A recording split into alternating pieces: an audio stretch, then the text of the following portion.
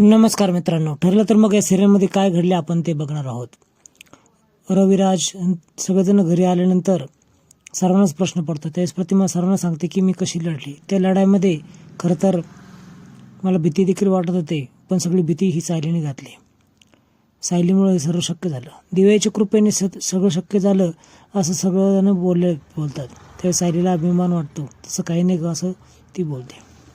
इकडे नागराजला प्रिया भेटते. ती त्याला घरी घेऊन येते. महिपत कुठे गेला कोणास ठाऊक, त्याचा फोन लागत नाही असं कळतं. त्यावेळेस महिपतने तुम्हाला चुना लावला आहे, तो सगळं तुमच्या नावावर ढकलून देईल आणि स्वतः साबूत राहील असं प्रिया त्याला घाबरून देते. असं काही करणार नाही तो, असं तो बोलतो. त्यावेळेस त्याचा भरोसा तुम्ही करू नका, तो तुमचं नाव घेईल. इकडे अर्जुन, कल्पना हे सर्वजण ठरवत आपण देवीसाठी प्रसाद करूयात आणि सगळ्यांना जेवून जाण्याचा हट्ट हा प्रताप करतो. तसं होतं देखील. इकडे स्टडी रूममध्ये रविराज आणि अर्जुन बोलत असतात. ही सर्व घटना कुणी केली यासाठी ते कॉल लावतात. तिकडून सुमन कॉल उचलते आणि नागराज देखील या ठिकाणी नाही आहे असं कळतं. नागराज कुठं उलटला असं तो विचार करत असतो. नेहमी कुठं जातो काहीच कळत नाही. अर्जुन देखील हाच प्रश्न पडतो. शेवटी आल्यावर फोन करते असं सांगितल्यानंतर फोन तो ठेवतो. त्यानंतर इकडे चहा प्यायला थांबतो.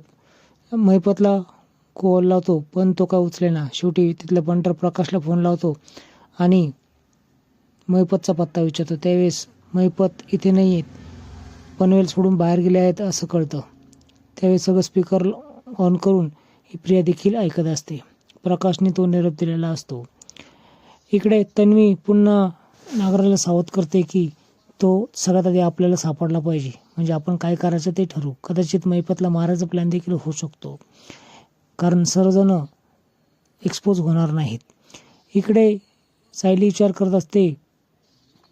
त्याच वेळेस रविराज यांच्याकडे ते सर्वांना कॉफी ही विमल आणून देते. हा नागराज घरी येतो. चैतन्य सांगतो एवढं काही लागलेलं नाही असं अश्विन बोलला आहे. इकडे रविराजला प्रश्न पडलेला असतो की हा आपल्या मुलावर का उठला आहे. इकडे मलमपट्टी करायसाठी नागराज बोलवतो. त्यावेळेस सर्व घडलेली घटना तो सांगतो, पण थोडी उलटी सांगतो. मी तुझं मसाज तेल द्यायला गेलो होतो, त्यानंतर येताना माझा ॲक्सिडेंट झाला, मला थोडंसं लागलं असं तो बोलतो. अर्जुन खूप काळजी करत असतो. महिपत सारखं गुंड आपल्या मागावर कसं काय असं विचार रविराज करतो. रविराजला हा प्रश्न पडतो की तो आपल्या मुलावर कसा काय, कोण आपला दुश्मन आहे हे सर्व शोधून काढायला पाहिजे. त्याने ॲक्सिडेंट केला हे तर खरं आहे, पण का. इकडे सायली देखील कन्फ्यूज असते. तिला देखील ती सांगते की चक्कर आल्यासारखं होतात आणि असं वाटतं की माझ्या संग देखील हा ॲक्सिडेंटचा संबंध आहे, पण काय काही कळत नाही. इकडे दुसऱ्या दिवशी होणार असतं अर्जुन आणि सायलीचा वाढदिवस. सर्वजण पार्टी करत असतात आणि सायली मात्र ज्यावेळेस वावळायला अर्जुनला जाते औक्षण करायला, त्यावेळेस तिला असं वाटतं की ही घटना याच्या आधी कधीतरी झाली आहे. तिला पुन्हा चक्कर यायला लागतं.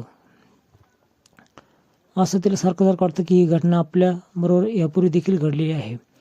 इकडे तन्वी ज्यावेळेस महिपतच्या घराच्या बाहेर येते, त्यावेळेस तिला साक्षीचा लुक असलेली एक बाई त्या ठिकाणी दिसते आणि तिला शॉकच बसतो.